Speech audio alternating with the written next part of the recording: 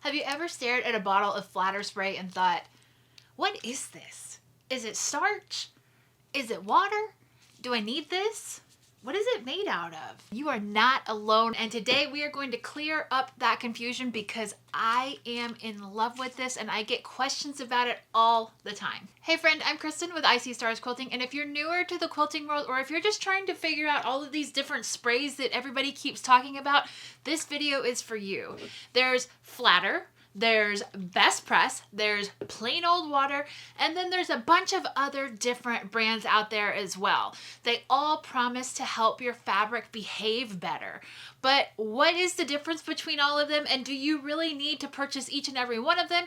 Do you need to pick one and stick with it for life, or do you need to purchase any of them at all? Let me walk you through what I've learned after lots of trial and error in many years of quilting so that you can feel confident in choosing what works best for you. Pressing can feel like one of those extra parts of quilting, but it's actually a huge deal when it comes to how your blocks turn out. I know, I don't like to iron either, but when it comes to quilting, I will iron. I'm just gonna come right out and say it. I don't buy clothes that need ironing because I don't like to iron, okay? So when I took on a hobby where somebody said, hey, you need to iron that, I thought, do I really? I don't know, okay? I just figured that like, okay, fine. If I have to iron it, I'm just gonna iron it flat and that's gonna be enough. But when it came down to like those little seams not matching up and me getting frustrated and trying to figure out and pinpoint what the issue was, I had to get really, really nitty gritty with stuff. And sometimes those seams still didn't match up quite right. Even though I was nesting and I was doing all of the things that I was supposed to, my blocks wouldn't lay smooth no matter how carefully I sewed them. And that's when I started exploring the different pressing sprays and ironing techniques, okay? I realized there are some really small tools out there that can make a really, really big difference in your ironing. Let's do a little bit of a comparison here, okay? Water spray is the simplest. You can just get a spray bottle from the dollar store or use an old spray bottle from like a cleaning spray or something that you've rinsed out really good. It can help relax your fabric just before you start pressing the seams, but it doesn't do a whole lot to hold the shape or tame stubborn seams. Some of your irons have like the actual steam capability to it, and you can just steam the heck out of your seams if they are not getting straight. Best press is a light starch, okay? It gives your fabric more body to it.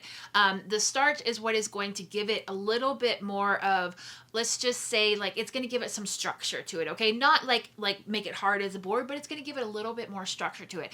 It is really, really great for precise cutting or helping pieces hold their shape, but it can sometimes leave a little bit of a stiffness or a buildup on top of your fabrics over time, okay? It's also only to be used when you are trying to get something ironed or trying to get something cut because it's gonna wash off right away in the washing machine, okay? Flatter spray is a light smoothing aid. It helps reduce the wrinkles. It calms like your bias edges on your fabric, and it makes your blocks look really clean and polished without any extra like crispiness to the fabric. So there's a bunch of brands out there. Which one is the best one? Honestly, I am going to tell you that it depends on what you're working on, what you want the outcome to be, and also just if you've been using one of them for like, you know, years and years and years, you're gonna have a favorite because you know how it behaves. You know what to expect with it, right? And you know what is going to come out of it when you're working with it. If you've been watching my channel for any amount of time, you know that I love the flatter spray. It's very simple. What does it do? It makes things flatter, okay? If I am doing a lot of precise piecing or working with slippery fabrics or like a silk or something like that, I will probably reach for like best press or something that has some starch to it. But if I just want to smooth out blocks with my regular quilting fabric without making them stiff, especially before doing the quilting part, I will use flatter. This baby right here. Yeah, it is made by a company called Soak, and it is what we call a pressing aid, okay? It's not a starch, it's not just water, it's kind of somewhere in between, all right? It's designed to relax your fabric, kind of like how like a steam facial relaxes your skin so that it lays flat and smooth, but it doesn't make your fabric stiff, okay? It's not gonna leave any flakes or any buildup. We're not trying to get it where it's like, you know, perfectly stiff, it's not going to move. What's neat about Flatter is that it's starch free, okay? It smells lovely, and they have several different scents to choose from, like fig, yuzu, celebration. My absolute favorite is this mint. One side of it is in French, one side's in English. Let me read the English side for you.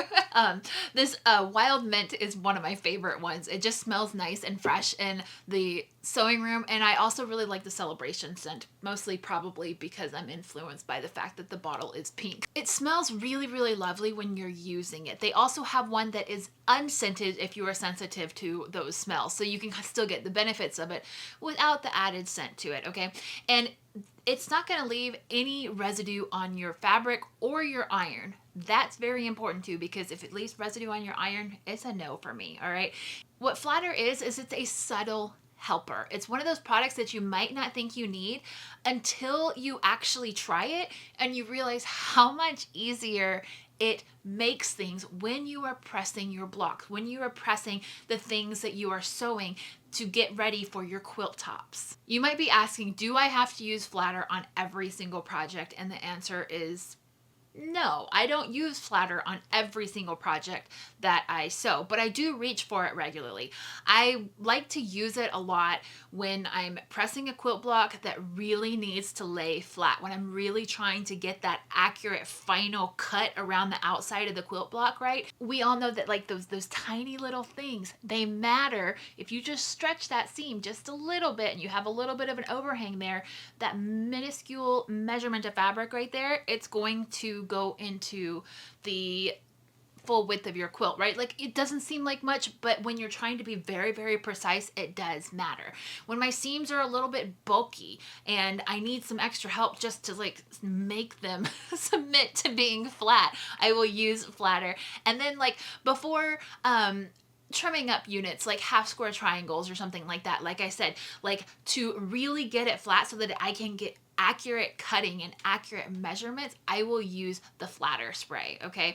And Flatter is especially helpful to me when I'm working with fabrics that want to stretch or wrinkle like along the bias edges, okay? Bias edges are just like, it's just a natural part of quilting. You're just gonna have to work sometimes with and sometimes against the bias of your fabric, okay? That being said, if I am just like chain piecing something really quick or making a simple patchwork, I may not take the time to spray anything at all. Sometimes just a regular iron with your seam setting is all you need.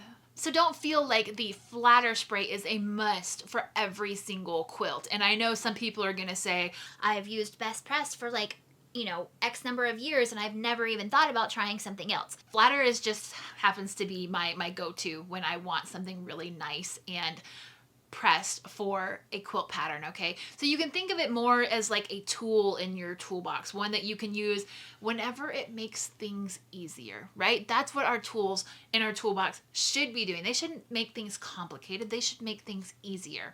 So here is what I always try to tell my quilting students, okay?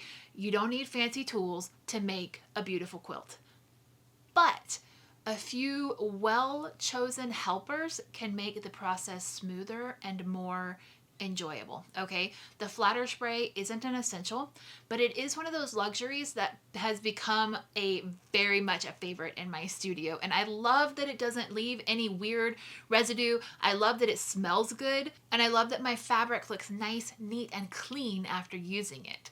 So If you're curious, you don't have to commit to a really big bottle or buying one of every single scent, okay? I'm gonna leave a link down underneath this video to the Amazon listing. If you wanna try it out and just see if it's something that you enjoy using, if you happen to go to the big quilt shows or something, there is usually a booth or a store that has the flatter in stock there, and you can kind of like smell it on on site. But if you're curious about it, I would suggest you go ahead and try it out, because if it is something that works for you and it helps you feel more confident in your sewing, or maybe you just happen to like the smell of this better than the other product, I think it's those little bitty glimmers throughout our day that really make a difference and really pull in like the actual joy of quilting when you are using products that make you happy, products that do what it is you're trying to do, not just to do it because somebody else said to do it that way, right? And then there's no other thing.